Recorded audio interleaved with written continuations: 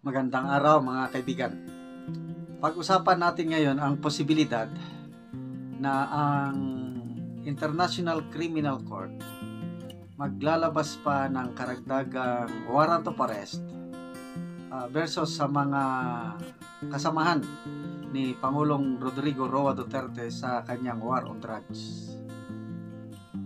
Si Attorney Cristina Conte, ang ICC Assistant to Counsel, nagpahayag na siya sa isang interview na posibilidad may susunod na warrant of arrest laban kay Senator Bato de la Rosa at kay dating PNP Chief Oscar Albayalde.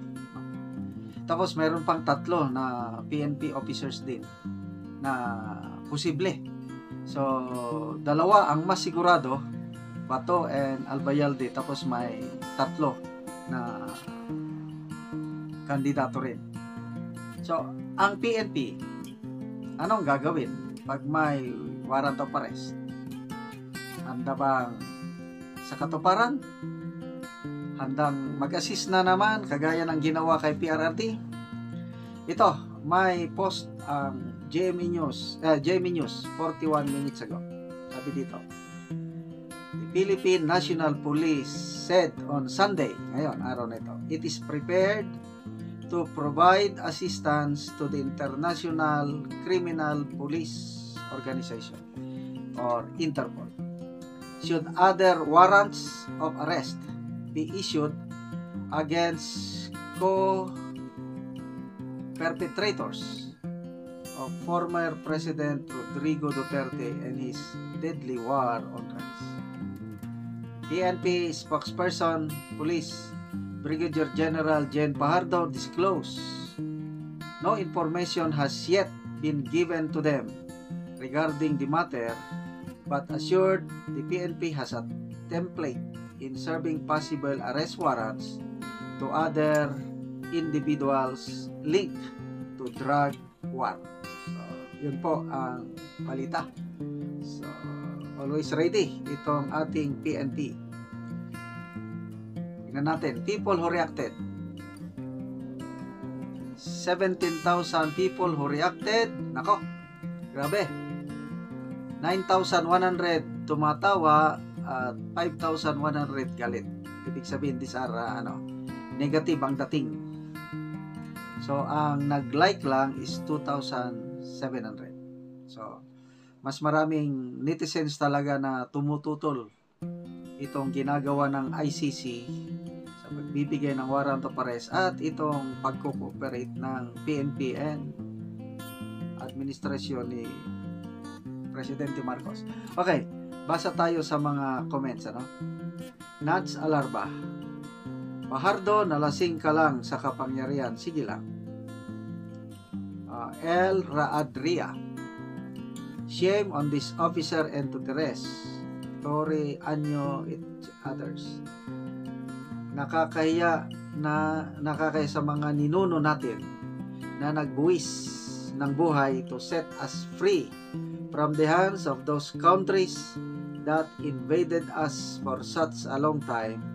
So we all Filipino people enjoy the freedom and democracy from those Spanish, Japanese, Americans, Philippines self-rule. Okay, so ito yung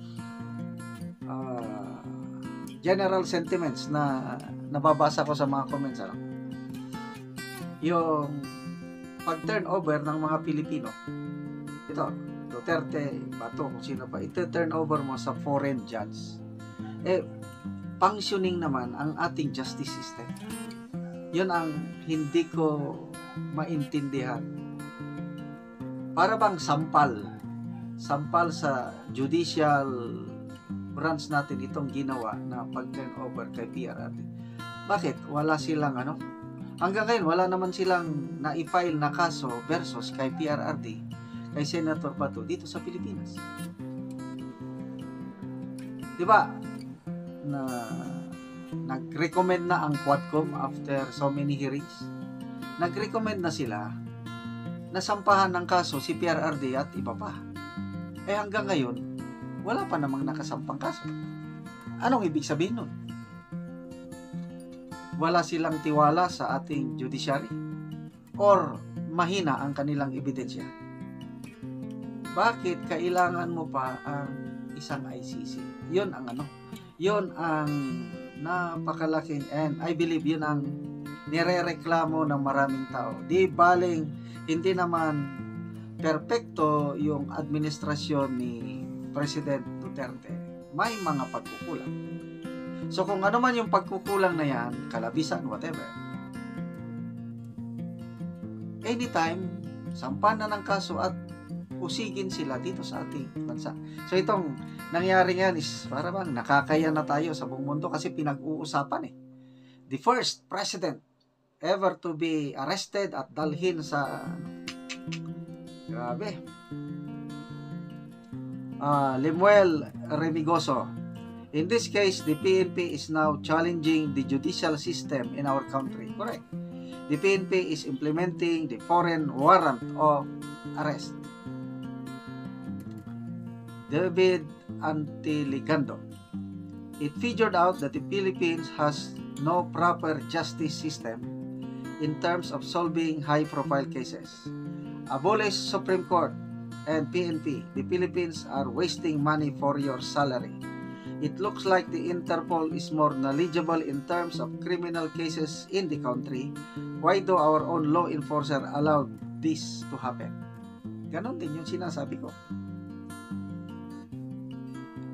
PNP is downgrading big time, sabi ni London Huesan.